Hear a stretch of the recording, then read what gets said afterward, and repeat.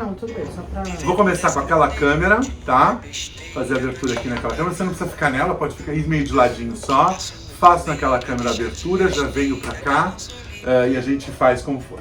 Vamos falar de quê? Educação! Olá, tudo bom? Este é mais um De Conversa em Conversa. Eu sou Gerson Esteves e ela... Angelina Seixas. Isso, olha, segue a gente nas redes sociais, dá um like aqui neste vídeo, se inscreve no nosso canal, vai procurar a gente no Instagram, segue a gente individualmente, se você gosta mais dela ou se você gosta mais de mim. Por favor, deixe os seus comentários, a gente responde tudo. E hoje a gente está seguindo uma pauta sugerida por uma amiga. Então a gente vai falar um pouquinho sobre educação, Angelina. Porque a semana passada foi dia do professor e quem estudou lá atrás sabia que dia 15 de outubro, dia do professor, era feriado nas escolas, agora não mais, infelizmente. Infelizmente, porque a gente teve aí um processo de desvalorização cada vez maior do professor. Dia de Nossa Senhora Aparecida, padroeira do Brasil, mas também dia das crianças. E dia do professor e dia das crianças, tudo grudadinho. Era semana de saco cheio, a gente tinha semana inteira de folga. A famosa semana de saco cheio. Parece que isso não existe mais. Olha só, Angelina, você já foi professora? Ou já esteve professora? Já estive professora, já dei aulas. E eu sei que quando você está neste lugar, você tem uma responsabilidade, mas não é a mesma responsabilidade que os pais às vezes acham que os professores na escola do ensino fundamental e médio têm. Olha só, você sabe que a gente estava falando disso antes de começar o programa, e eu me lembro claramente, minha mãe dizia o seguinte, quando eu chegava em casa e falava assim, mãe, a professora brigou comigo, a professora me deu uma lição de casa extra, teve uma vez que eu tive que fazer um monte de tabuadas extras como lição de casa extra, porque eu tinha um comportamento infernal, preciso dizer pra vocês. E a minha mãe dizia assim, tá certa ela. Tá certa ela. Como assim tá certa ela? Tá certa ela. Eu com você e sua irmã em casa fico louca, imagino ela com 30. Exatamente. Então, isso foi uma lição pra mim, pra minha vida, Angelina. E a minha mãe dizia o seguinte, criança tem que chegar na escola sabendo falar por favor, muito obrigado, com licença, bater na porta antes de entrar, levantar a mão quando tu quer falar e tratar os mais velhos com respeito. Isto é o que a gente entende por educação. Isto vem de casa. Isso vem dos exemplos que a gente dá. Que educar é um papel de pai e mãe. E, gente, ser pai e mãe é uma escolha, em primeiro lugar, na maioria das vezes, e é uma escolha que é para uma vida toda e que vai dar muito trabalho. Também minha mãe dizia, quando você tem um filho, você tem um problema por pelo menos 35 anos. Acho que ela tinha razão. Eu acho que tem total razão. Neste momento tem filhos com 35 voltando para casa dos pais. Essa é uma coisa que a gente precisa definir mesmo, né, Gerson? Porque assim, você ter filhos, obviamente que nós trabalhamos, aí eu falo como mulher, nós trabalhamos fora. E nós precisamos, na maioria das vezes, mandar nossos filhos para as escolas. Quem tem um pouco mais de condição já começa com a creche ali pequenininho, bebezinho. Se você tem um pouco menos, você aguarda a vaga da escola pública, da creche da escola pública. E hoje, no caso da escola pública, que antes a gente só ia para a escola com 7 anos, a gente foi trazendo essa idade para trás. Hoje todas as crianças precisam estar na escola aos 4 anos de idade. 4 anos de idade. Mas ela não precisa estar aos 4 anos de idade para ser educada. Ela precisa porque ela precisa conviver com as outras crianças, porque as famílias são menores. Há 20, 40 anos, você tinha família de 4, 5, 6 filhos. Hoje nós temos muitos filhos únicos, nós temos 2 filhos, nós temos espaçamento, às vezes, entre filhos. Então, a convivência de uma criança com uma outra criança é muito importante para o desenvolvimento dela. É o fenômeno da sociabilização. Nós somos indivíduos coletivos e gregários. Significa o quê? Que tudo que a gente faz é coletivo e em grupo, em sociedade. Passou aí a eleição primeiro turno, estamos indo para o segundo e vamos decidir coletivamente em quem a gente vai votar, o que a gente quer para o segundo turno neste país, tanto para governadores como para presidente. Isso é uma decisão coletiva e sim, ela está atrelada à ideia e ao conceito de educação e à ideia e ao conceito de cultura familiar, nasce ali. A gente falou de cultura no último programa, Angelina, falamos ali no Dia do Nordestino, que eu fiquei todo entusiasmado, a gente mostrou abacaxi, banana, foi uma Carmen Miranda tremenda. E eu esqueci de falar sobre o conceito que a Marilena Chauí, procurem a Marilena Chauí, tem aqui no YouTube um vídeo dela muito interessante falando sobre o que é cultura. Mas ela, em resumo, diz que cultura tem a ver com afeto. Olha que interessante, com cuidado. Porque existe toda uma ideia ampla de cultura e uma ideia ampla de educação também. Eu queria trazer aqui o Paulo Freire, que é, não à toa, o patrono da educação no Brasil. E não é à toa também que ele é estudado em Harvard, em Princeton, em Oxford, em outras escolas no mundo afora, na Sorbonne, na França. Não é à toa, porque ele tem uma ideia de educação que é uma ideia que faz a união do indivíduo no seu meio social para a descoberta deste meio social. Não sou um freiriano, minha irmã, que é uma freiriana notória, estudiosa, me desculpe se eu cometer algum erro, mas o Paulo Freire, ele é um dos caras que primeiro pensou esta ideia de que o indivíduo aprende a partir do seu próprio universo. O indivíduo aprende a partir das suas dúvidas, dos seus questionamentos, e que o professor é um facilitador na construção do conhecimento daquele indivíduo. O professor, e aí como professor, eu também não sou um educador, eu sou um professor, como professor já praticando o ensino na área das artes há, sei lá, mais de 35 anos, ininterruptamente, atuando no ensino da área das artes, mas não só, na área da língua, da redação, enfim, na área da estética.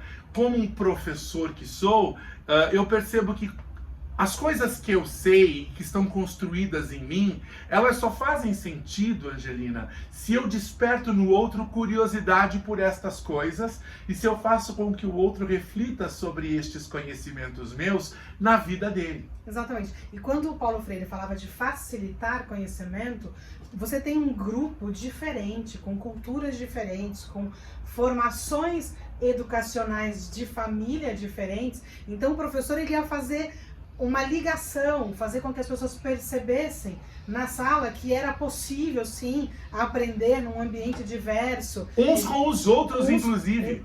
Principalmente uns com os outros e com o professor também.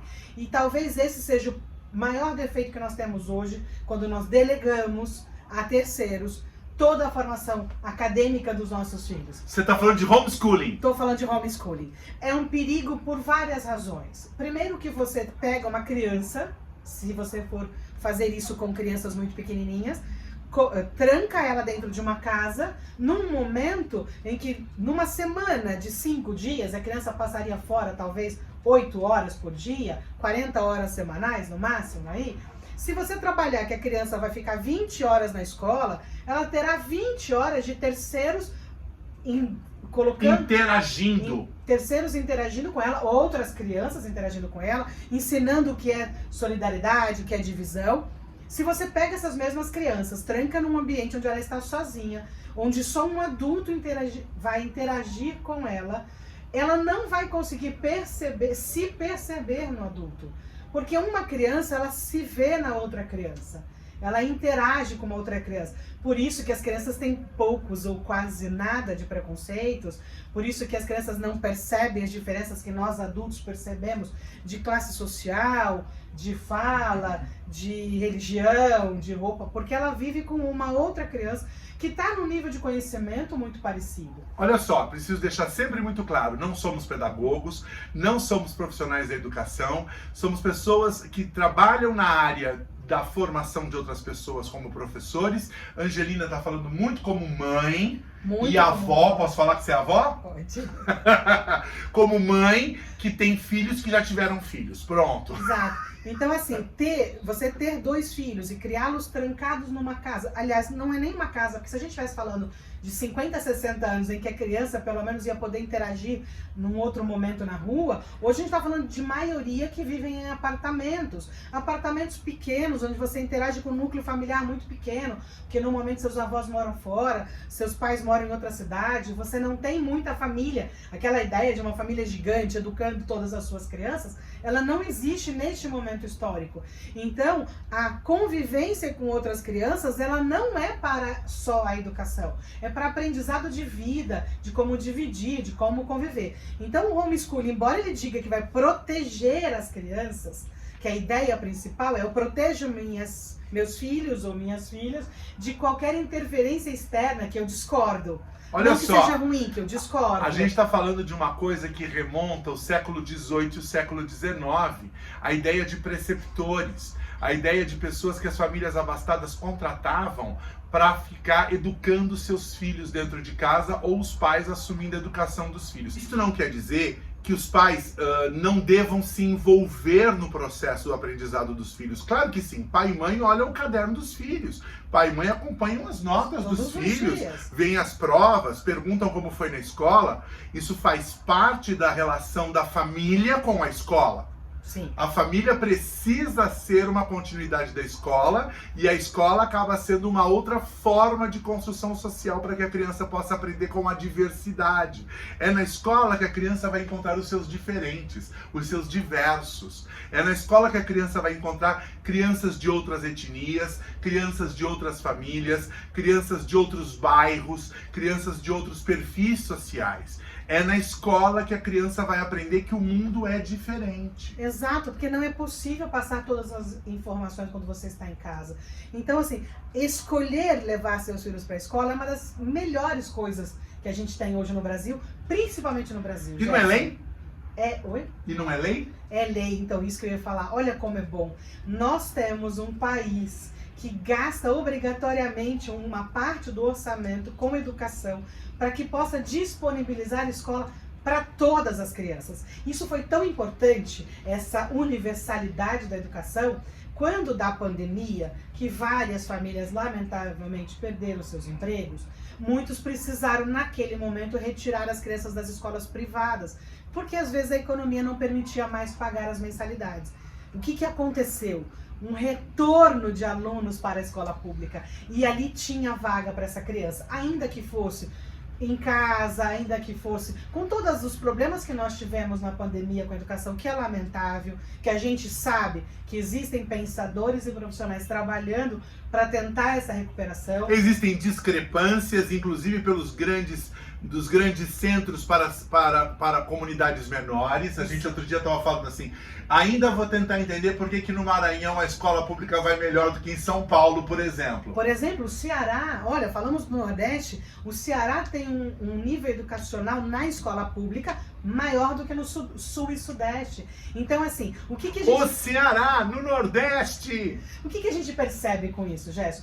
Que se uma sociedade perceber a educação como uma obrigação coletiva, eu tanto cuido da criança em casa com seus pais, quanto eu cuido da criança na escola com suas outras crianças que estarão lá. Então, assim, é possível fazer uma educação de qualidade. É possível que a gente tenha escolas boas. No estado de São Paulo, se pretende que todas as escolas sejam de período integral, o que é importante, porque isso vai facilitar, sim, as mães que trabalham fora e que não têm condições de pagar uma escola privada, onde já sempre foi possível você deixar o seu filho durante o período integral. Isso também não significa terceirizar a educação do seu filho para a escola. E o que eu chamo de terceirizar, Angelina? Hoje eu vejo escolas particulares que, se a mãe e o pai quiserem, pegam as crianças às 9 horas da noite já de pijama e já jantadas. Sim. Então você vai lá, a criança já está às 9 horas da noite de pijama, com banho tomado, já jantou, e a marmitinha do café da manhã ou a marmitinha do fim de semana chega na sexta-feira. E a criança, então, a mãe só descongela a marmitinha que a escola forneceu para a mãe. Isso significa, de alguma forma, terceirizar a educação e o convívio com seus filhos. Isto não é o que a gente está falando. A gente está falando que a escola é um lugar, e aí sim, vamos tentar entender claramente o que é esta tal educação, que se confunde um pouco com esse padrão de educação do por favor, muito obrigado, com licença. Sim. Né? Então, o que é esta ideia de educação que a escola fornece? A escola fornece sociabilização ou sociabilidade. A escola fornece contato com a diversidade. A escola fornece universalidade de conhecimento. E o que eu quero dizer isso? O entendimento de que o mundo é dividido em saberes. Que esses saberes, às vezes, estão separados e que esses saberes, às vezes, estão conectados, agregados num único saber, que é o que a gente entende por educação global, uma visão global. Os gregos, lá vou eu com os gregos de novo. Os gregos, eles tinham esta ideia de uma educação ou de uma formação peripatética.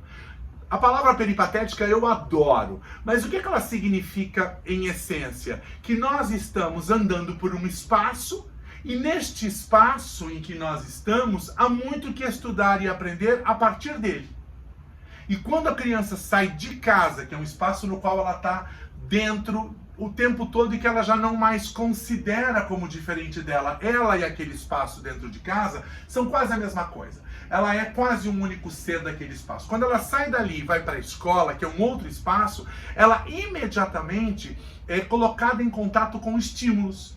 Estímulos de cor, estímulos de som, estímulos de imagem, estímulos de palavras, ela entra em contato com novos vocabulários.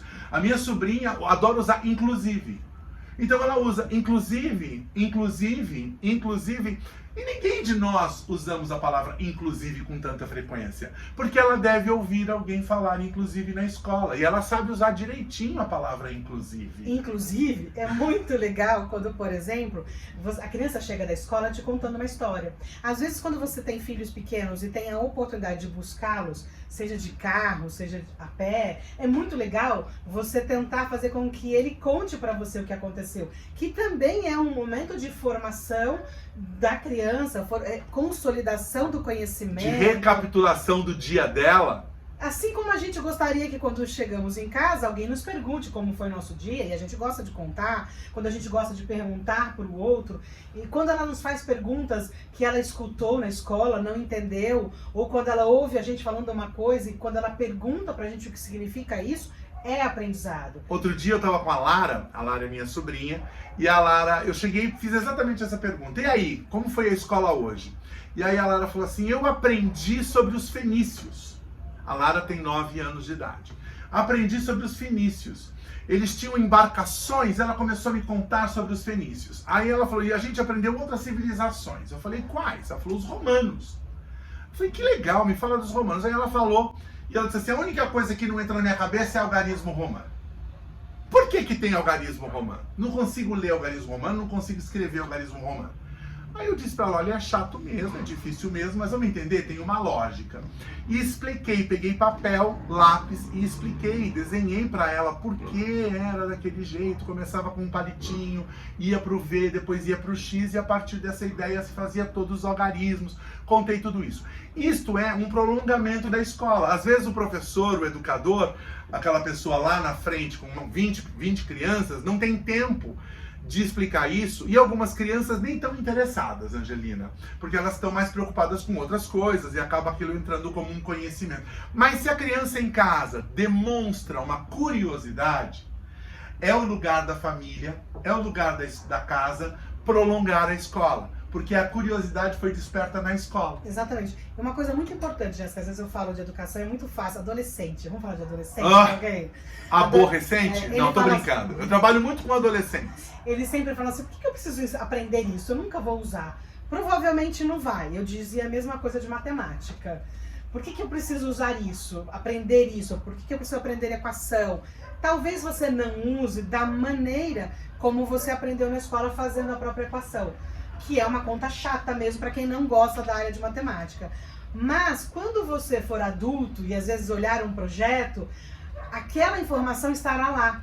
Ah, então era por isso que a gente aprendeu aquilo. Ou mesmo quando você aprende trigonometria, eu fiquei encantado quando eu descobri que se eu podia pegar esta rua e esta, eu ia caminhar mais do que se eu pegasse essa. E essa aqui é a hipotenusa. Eu não vou pelos catetos, eu vou pela hipotenusa, que é o caminho mais rápido entre uma ponta e outra dos catetos. Isso é trigonometria aplicada à vida. Quando uma criança fala, para que eu vou aprender isso? E eu ouço isso até hoje, viu, Angelina? Eu tenho alunos adolescentes, alguns pós-adolescentes, mas todos jovens. Porque eu chamo jovem até 20, 25 anos, né? Então, eu tenho os adolescentes que estão ali abaixo dos 20, de 16 para frente, e tenho alunos jovens até 25, 26. E às vezes eles não entendem porque eles aprendem. E eu dou uma disciplina na escola de teatro, que é uma disciplina que é ensinar as pessoas a falarem melhor, a lerem melhor. Porque para o teatro é importante que você fale melhor e leia melhor.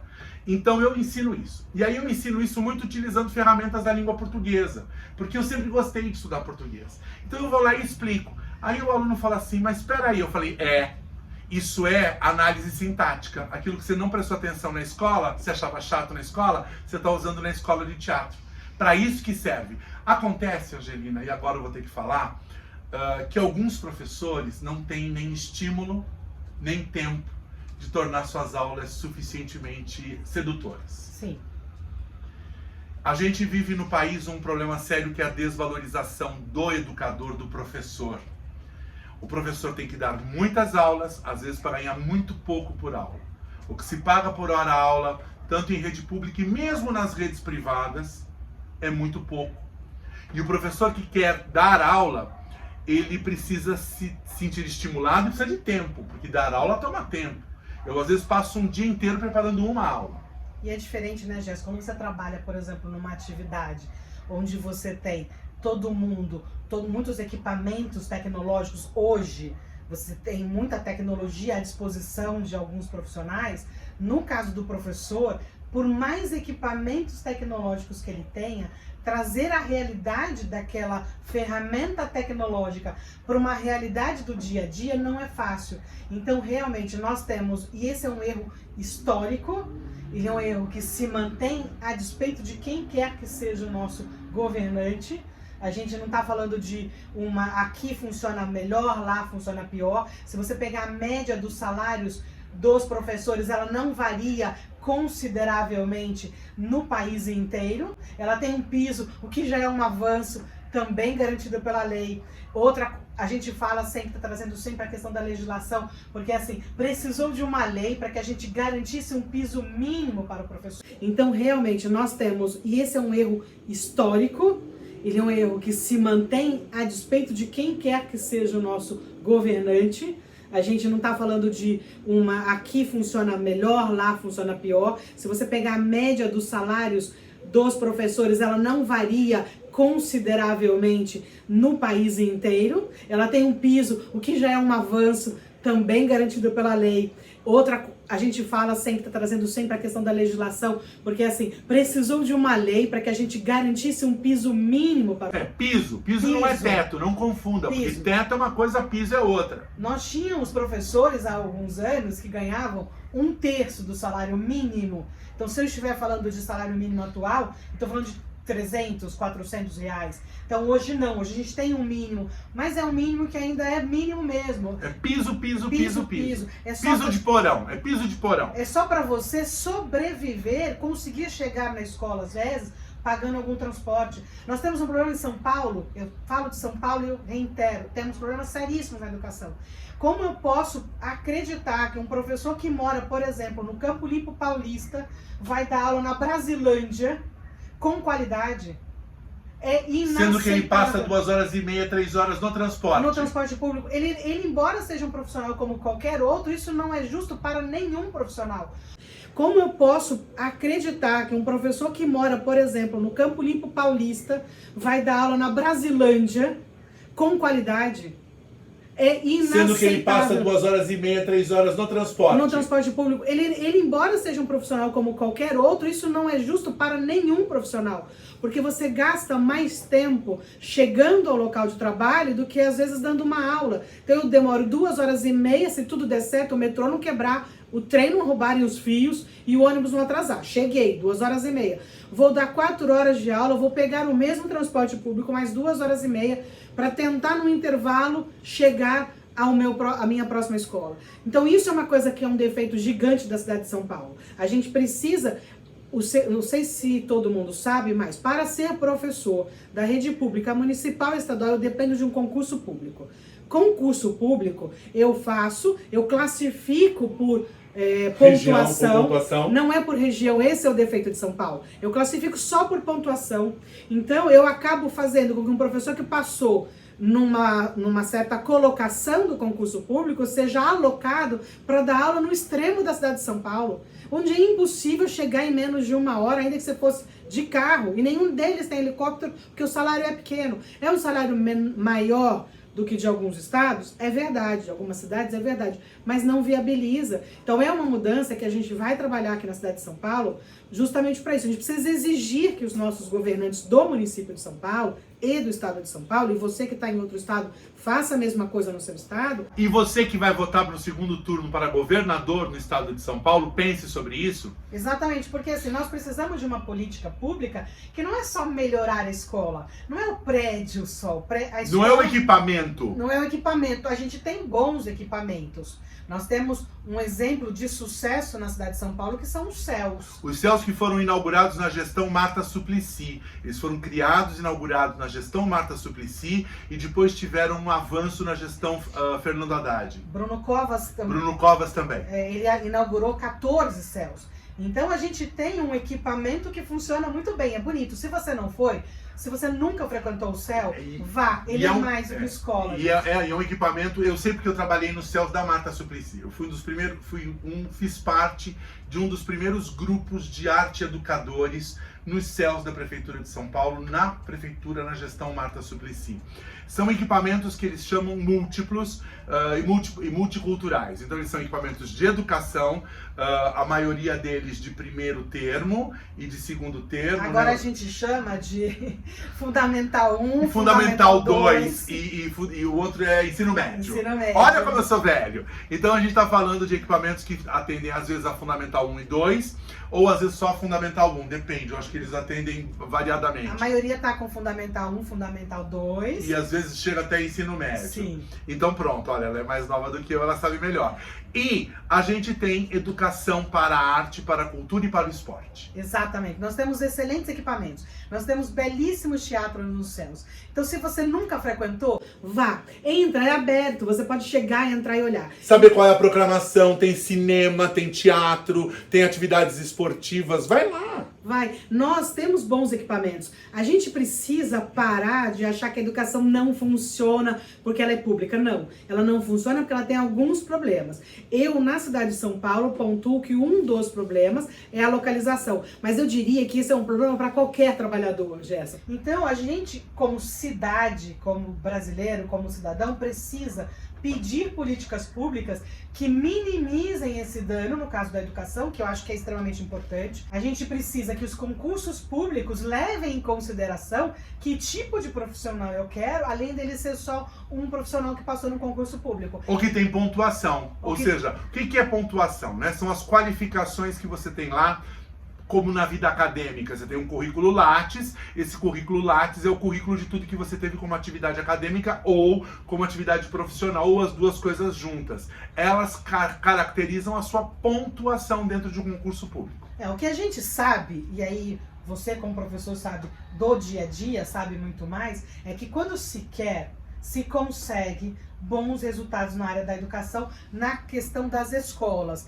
Um exemplo interessante foi o que aconteceu na última Olimpíada de História, em que 80% dos prêmios foram conquistados por uma escola do Ceará.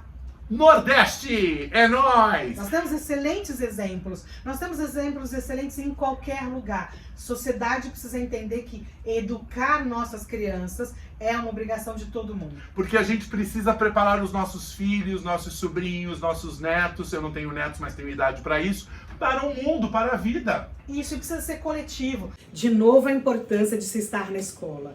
De novo a importância de valorizar o professor. Porque tudo acontece no coletivo. A sociedade é coletiva. E se você quer ter uma participação na escola, isso não te impede de ir lá numa coisa que havia, não sei se ainda existe, Associação de Pais e Mestres, ou qualquer tipo de associação de pais ligados à escola. Não é grupo de WhatsApp, viu, gente? É ir lá na escola, em vez de ficar dando palpite no grupo de WhatsApp, mandando reclamação em grupo de WhatsApp, grupo de mãe do Zap, vai lá na escola e vê de que maneira você pode participar. Vê de que maneira você pode, uma vez por semana, doar 2 horas para ler para as crianças na biblioteca. Vê de que maneira você pode, uma vez por semana, ir lá e fazer um reparo. Se você é pai, tá precisando pintar um rodapé, tá precisando consertar um trinco. Se você é mãe e é boa de consertar trinco, vai lá consertar um trinco, apertar um parafuso. Isso faz parte de se envolver com a escola dos seus filhos. Isso é feito no mundo inteiro. Só aqui no Brasil, Angelina, que a gente acha que a coisa pública não tem dono. sono. Ah, é um conceito interessante. É, então, Gerson. a gente tem ideia, a gente aqui no Brasil, e quando eu trabalhava nos céus, era a primeira coisa que a gente falava. A gente recebia as crianças no teatro e eu dava uma pequena palestrinha, muito curtinha. Eu chegava e falava assim: quem já foi ao teatro? Eu. Quem nunca foi ao teatro, levanta a mão. Eu. Aí eu falava assim: bom, quem já veio ao teatro sabe que isso aqui não é televisão, isso aqui não é cinema, acontece ao vivo. E aí começava a minha aulinha para eles do que era ir ao teatro. Então quem quiser ir ao banheiro, vai agora, porque depois não pode. Todo mundo ia pro banheiro. Voltava. Todo mundo voltou? Voltou. Tô esperando minha amiga. Chegava. Todo mundo chegava. Aí eu falava assim: bom, gente, isso aqui é um teatro público. E um teatro público é de todos nós. Então, mas aí vamos separar. Todas as vezes que você fala assim, isso aqui é público, as pessoas acham que o fato de ser público precisa ser tratado de qualquer maneira. É pior ainda. Sabe por quê, Jéssica? Porque assim, o público é de todo mundo, portanto é pago por todo mundo. Portanto é cuidado por todo mundo. Deveria ser cuidado. Então era o que eu por todo dizia. mundo. Esta ideia de se apropriar da coisa pública como se fosse de todos nós é do mesmo jeito, porque você não faz xixi no meio da sua sala.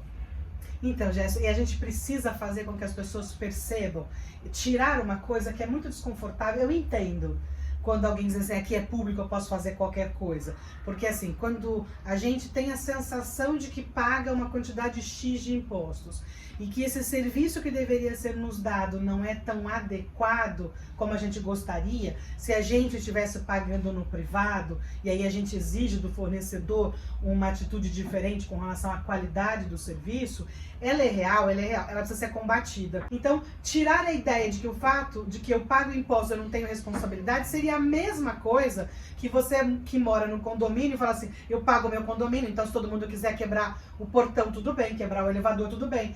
Só que num condomínio, toda vez que alguém quebra alguma coisa, eu divido para todo mundo pagar. E como eu sinto isso mais próximo do meu bolso, eu tomo cuidado, eu protejo meu condomínio. Eu não vou fazer isso no público.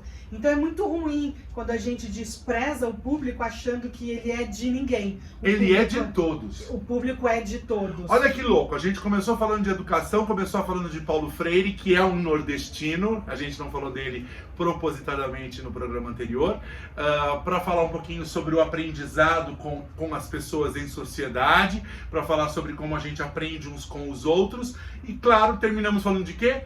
Público, privado, portanto, vida em sociedade, vida política.